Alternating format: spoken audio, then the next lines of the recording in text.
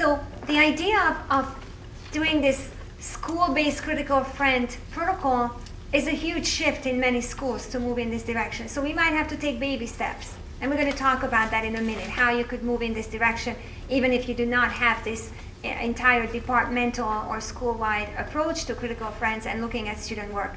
But right now, let's take about 2 or 3 minutes at your tables to talk about the implications of what you saw. How can this be applied to your situation, to working with English learners? Where do you see the value, and where do you see something that you need to change? Just because it's on teachingchannel.org, it doesn't mean that we have to do it exactly like this to be successful.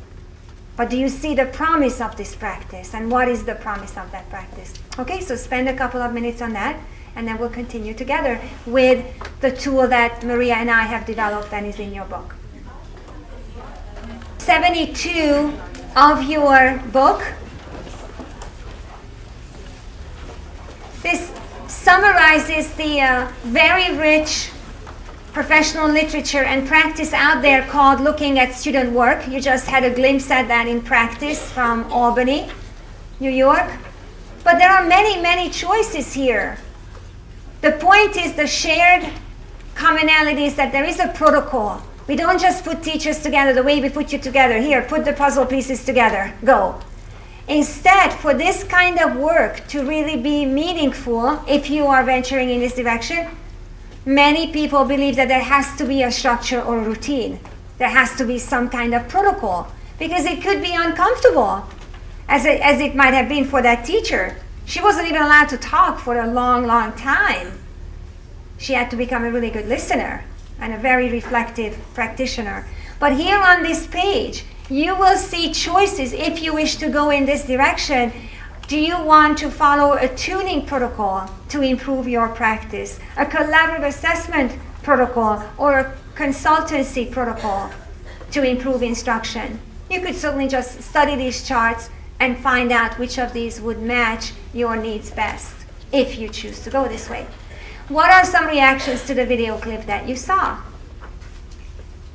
Yes, please. I didn't see that, but I'm assuming they were using some kind of rubric across the board. Yes. Yes, so often there is some kind of rubric, some kind of note-taking template. How do you collect the data? Absolutely. What else? Yes, please. This would have to be volunteer, not voluntold. Because I think that, especially whenever you first start this practice, that if you did not volunteer for this, and you could not speak for that first, however long it was, I don't know, really how long it was, but you were listening to people critique your assignment, and you couldn't say anything, you couldn't communicate. I think that if you didn't have really thick skin and you were not a very,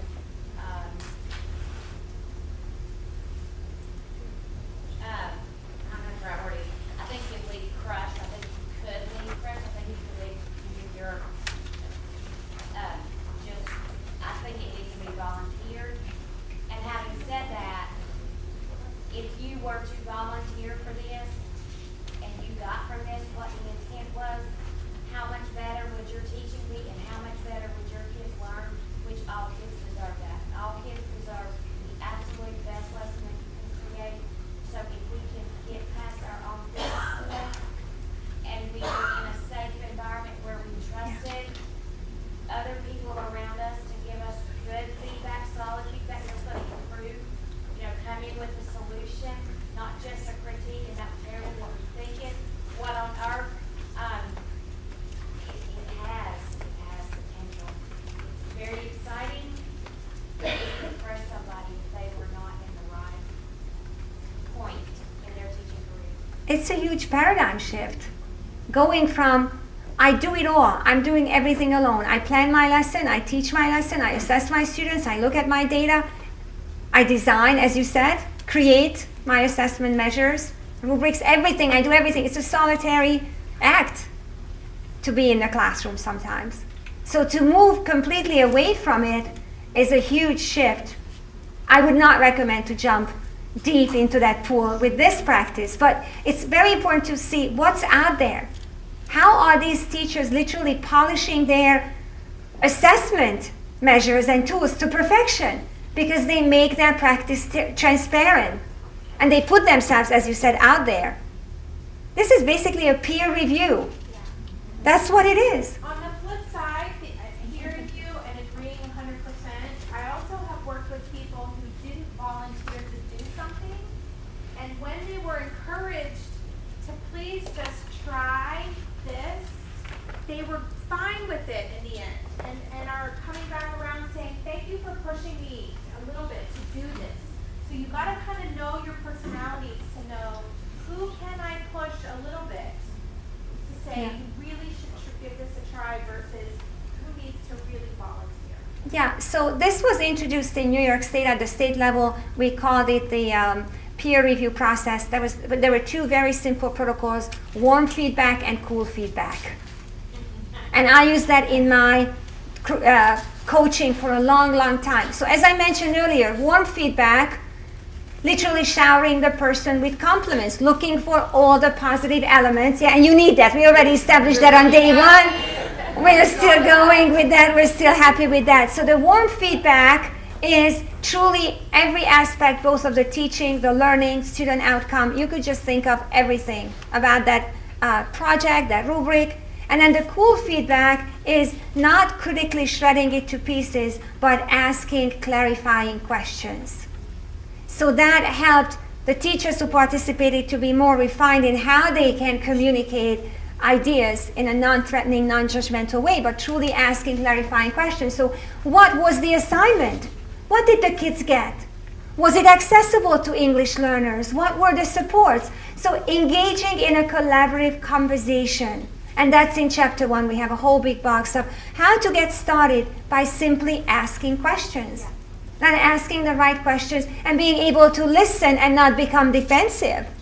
Because we're just having, so the cool feedback is not positive and negative. The cool feedback is, well, it's cool. Isn't it really cool to have this conversation? So if you see that this is way too complex and involved, and it reflects a changed school culture to have the Critical Friends protocol going. But you can start very small, such as the warm and cool feedback. And more specifically for English learners, I encourage you to go back to page 71. This is where Maria and I took this kind of work to create a protocol that focuses more on the student work, not on the teacher's work. But indirectly, of course, we're talking about the teacher's assignment or what kind of assessment tool he or she uses. So we designed a 4-step protocol in which we very closely looked at English learners' realities, such as their academic language and linguistic development. That was our priority. We had our bias. That's what we wanted to look at first, evidence for academic language and linguistic development. The second was, of course, disciplinary or content-based academic needs, the content attainment. Look for evidence related to that. But the last two I'm really very proud of because we thought we have to go beyond this dichotomy of content and language, and this was mentioned multiple times. Can we also look at the cultural experiences of the child? How is that reflected in the piece that we're looking at? And finally, the social emotional aspects of learning. And there's just prompts and questions, and you're going to get this tool as well as about 20 other pages from the book pulled out into a Word document that should already be on the Wikispace. If it's not there yet, it will be, so that you could make it your own. If you feel that you need to reduce the number of questions, or you want to add yet another dimension to this tool, you want to create your own protocol, how you're going to spend 15-20 minutes of examining student work.